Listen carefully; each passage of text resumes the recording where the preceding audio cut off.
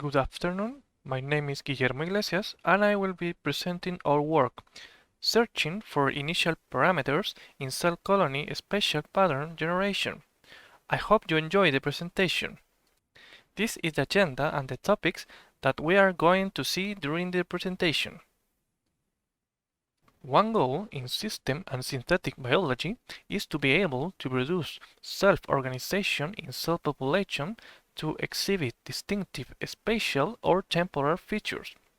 With this in mind, we can design synthetic circuits that exhibit spatial patterns, allowing us to study and set the foundation for material or tissue production, providing potential methods for their precise construction. To further understand and observe pattern formation processes, one way of classifying the behavior of biological microorganisms is by simulating spatial pattern formation over microbial population. These patterns refer to recognizable and regular spatial organization that either are repeated or show a distinct and predictable behavior over time in a given spatial zone.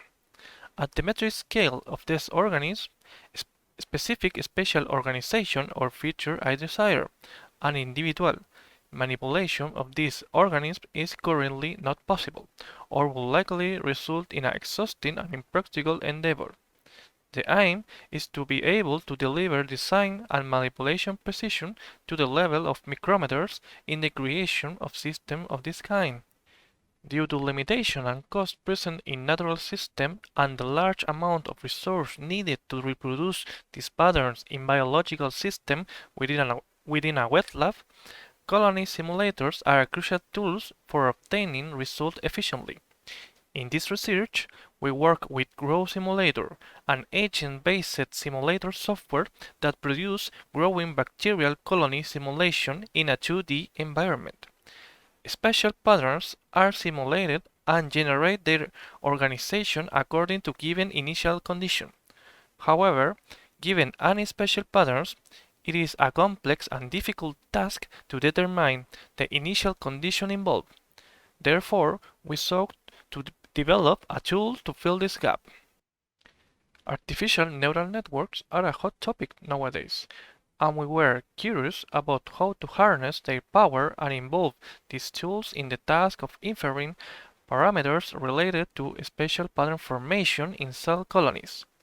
One of the main trademarks of spatial patterns is the visual information it includes at a given moment in time. Thus, artificial neural networks optimized to work with computer vision are an interesting alternative to explore in tackling the problem. This work presents the implementation of a system based on a convolutional neural network with the goal of predicting initial parameters values that lead to the formation of a specific instance of the spatial pattern. This is one of the patterns used for our study.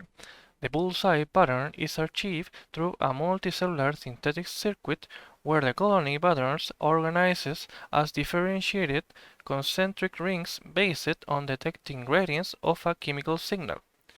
We choose 3 concentration rings and colors for each one. Such configuration produces a different behavior for each type of plasmid inside the cell and according to its location. Therefore, we can expect different fluorescent color expression at different chemical signal concentration zones. The next step is to evaluate which parameters are most important in the formation of these spatial patterns. The width of green and gray areas are related to lag eye sensitivity, while the pattern definition and uniformity are given by the conjugation rate and the initial amount of bacteria of each strain. Additionally, the conjugation rate governs the transfer rate of detection plasmid to their neighbors, allowing the rest of the colony to obtain this genetic information and therefore adding definition to the pattern. We establish parameter configuration case on which the artificial neural network was tested for the bullseye pattern.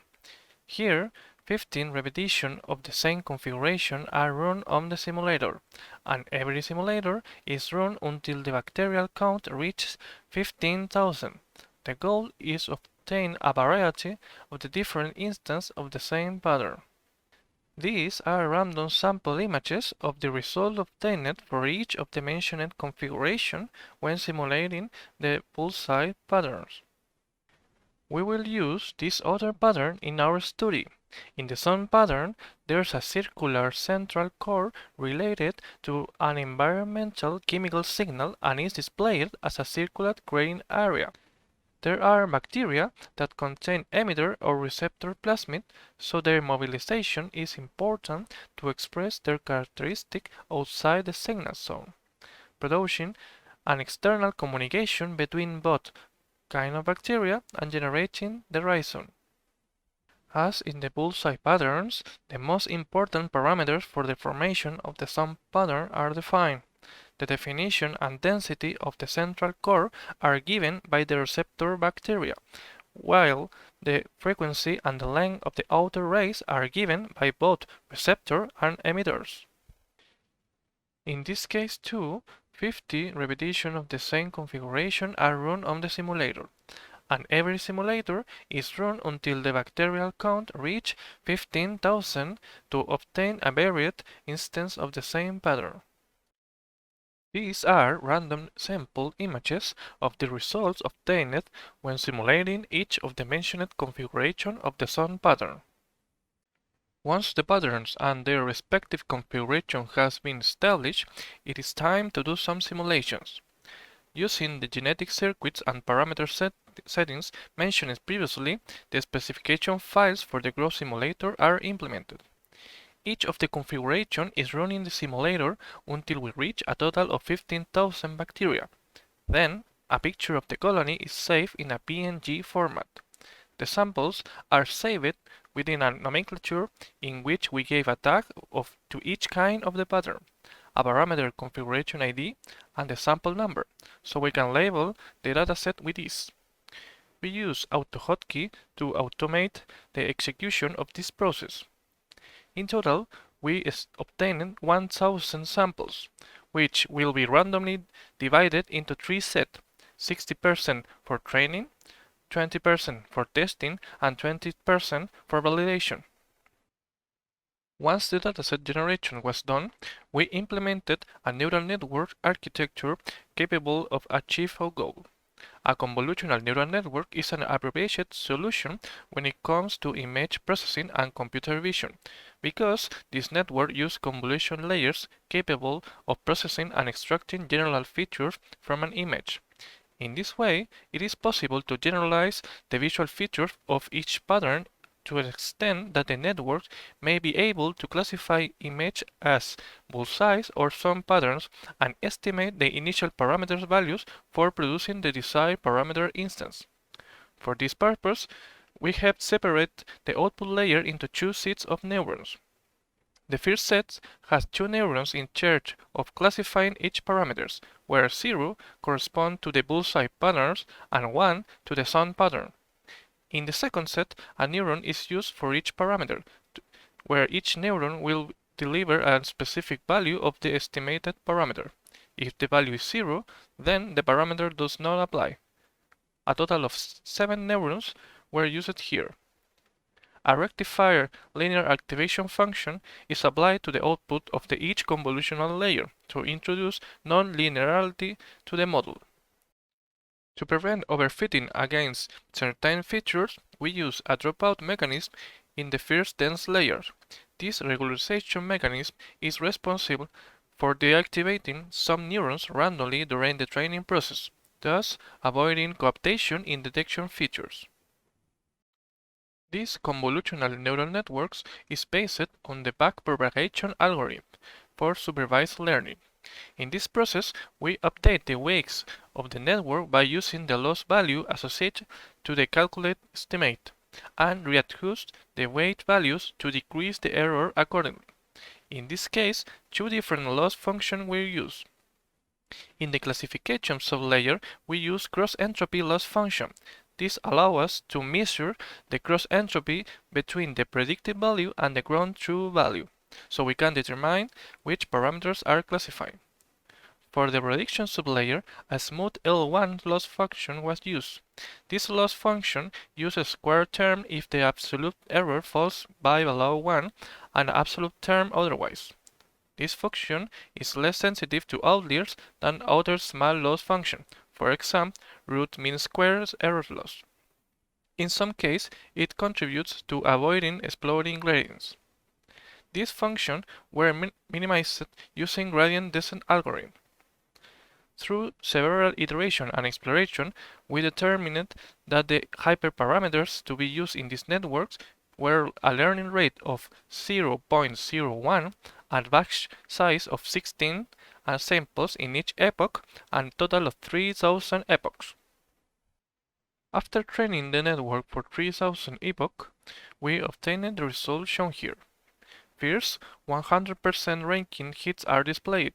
This can be explained by two possible cases. One, the model is able to generalize the pattern features and therefore classify this unknown sample correctly, or two, it arbitrarily classifies this pattern as a target, since it corresponds to the first output neuron. The first case is more likely because when testing the model without training, random results of classification average to close to 15%. This indicates that, without training, the model behaved in the same ways as it was initialized, giving 50% probability of achieving a successful classification. This hypothesis is also supported by the fact that the difference between the predicted parameters average 5%. Therefore, it is most likely that the network is capable to generalizing the characterization of the patterns along with the choice of the very similar parameters value. These results show random sample comparison as actual versus predicted values in both classification and prediction. We can see that the values obtained by the network are very similar to the ground truth or actual values and could be used to generate the desired pattern through the simulator. In this figure, we make a visual comparison between some original simulated pattern instance in blue versus pattern instance produced with data inferred by the artificial neural network architecture in red. We can see that the red ones maintain the general feature of each of their blue spatial pattern counterpart.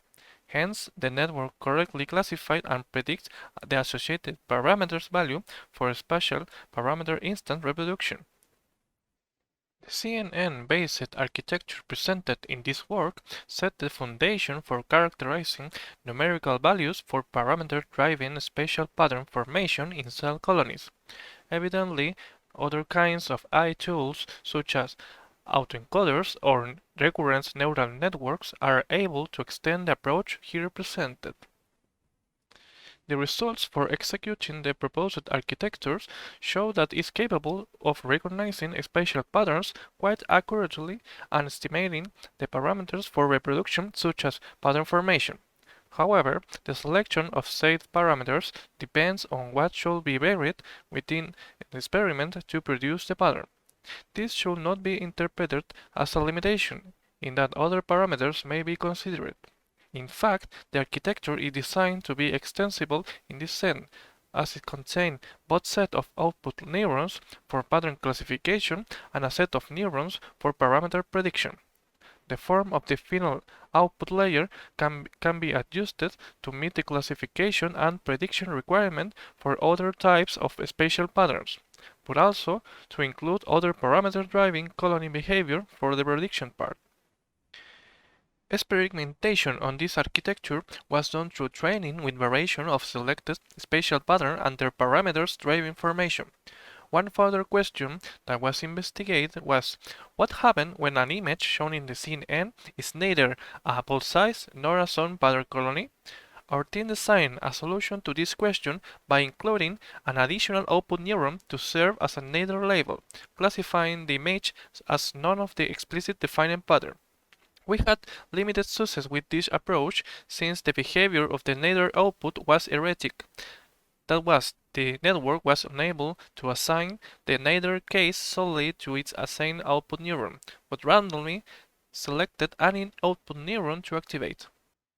Future steps for this work are to achieve a global architecture involving classification of spatial and temporal patterns and prediction of parameter values for their reproduction, to establish new strategies for definition and selection of parameters to be used in the design and training of the network, defining new strategies for negative control, and to test our architecture on microscopic images to assess the accuracy and generation potential.